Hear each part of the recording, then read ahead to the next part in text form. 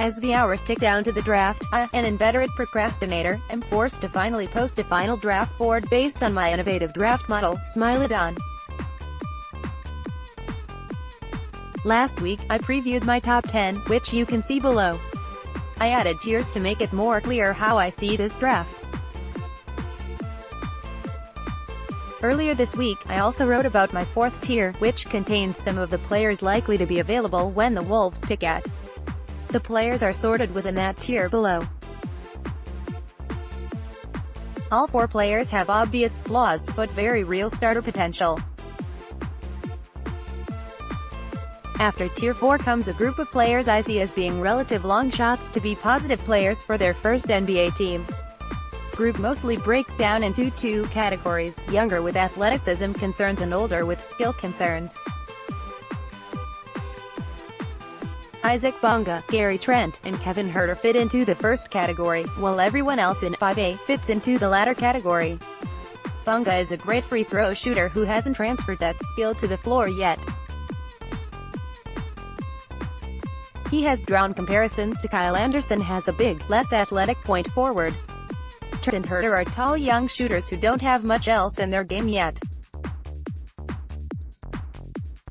Meanwhile, among the older players in this group, Shake Milton and Jacob Evans have weak off-the-dribble games, while Melvin Frazier, Gary Clark, and Chandler Hutchison have major questions revolving around their ability to shoot. If any of the latter three becomes a consistent shooter, they should be a useful reserve, at the least. In the last part of Tier 5 there is Kyrie Thomas, an older 3. Vanderbilt can't shoot and has injury flags. Kurix played a small amount of minutes in Spain's second division, rendering his stats untrustworthy. Penava blocked a lot of shots and has some perimeter skills, but it's questionable whether he has the strength to stick in the NBA. My Tier 6 contains the best players that I think are long shots to become above replacement level. Many of the players in this tier, Jerome Robinson, Sviatoslav Mikhailiuk, Devin Hall, Dante DiVincenzo, Kevin Hervey, Vince Edwards, are taller shooters who have defensive and/or athletic concerns.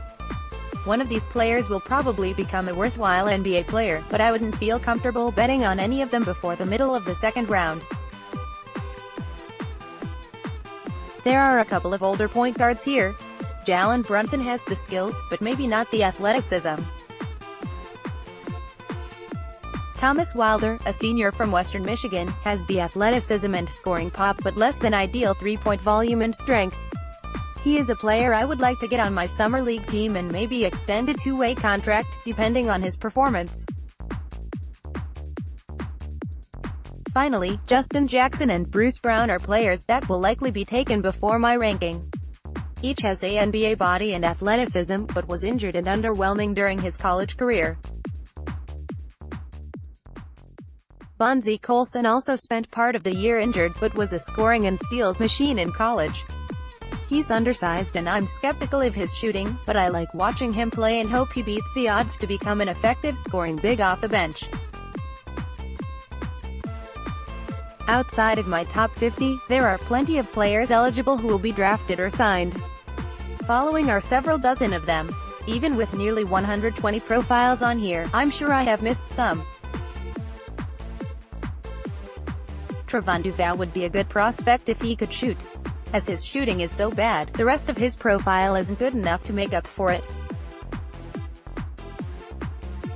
Hamidou Diallo is very athletic but was very bad last year. Nedry Shamet is nearly the exact opposite. He can shoot and pass, but I don't think he's athletic enough to survive in the NBA without at least 3 years of surprising physical development. Tony Carr has a sneakily promising profile. He could eventually be a backup point guard. Keenan Evans is my favorite of this group of players. If he works out the kinks in his shot, he could become a functional backup point guard. There are a lot of guards in this draft who can shoot pretty well but not do much else. I don't really know what separates Grayson Allen from them to make him a potential first-round pick. Marcus Foster and Rob Gray have the makings of quality microwave scorers in the ACB. Devonte Graham is more of a pest than his defensive rating indicates and can shoot, so maybe he could stick on a bench somewhere.